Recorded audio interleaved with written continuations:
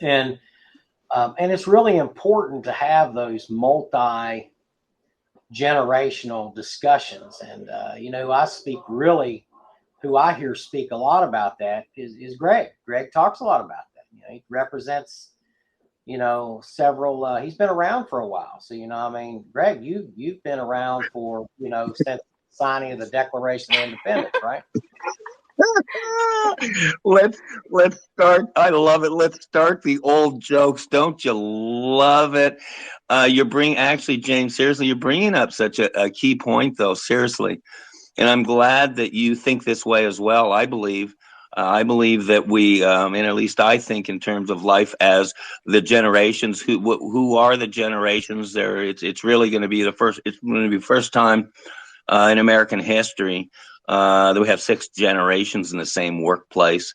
This is old hat to you, Val, and you, James. You've heard it all before, managing the generations.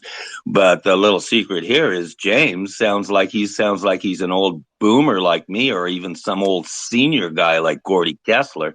But he's a Gen X.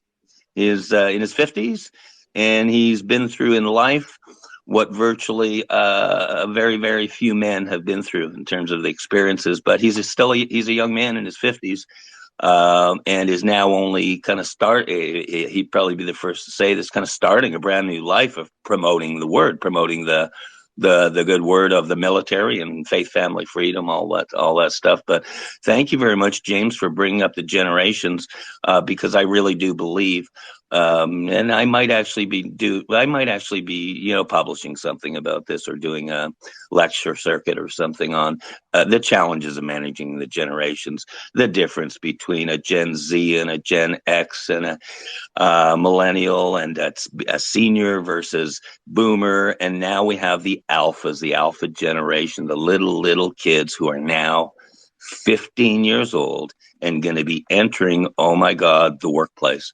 So I thank you for bringing that up, James. Seriously, important stuff. And Val's very familiar with these conversations, because she is a proud Gen X female, 42 years old, and very much exhibits the traits and the characteristics in a positive standpoint of her generation and her gender. So there you go. Boy, I've blabbered for a second there, but thanks for bringing that up, James.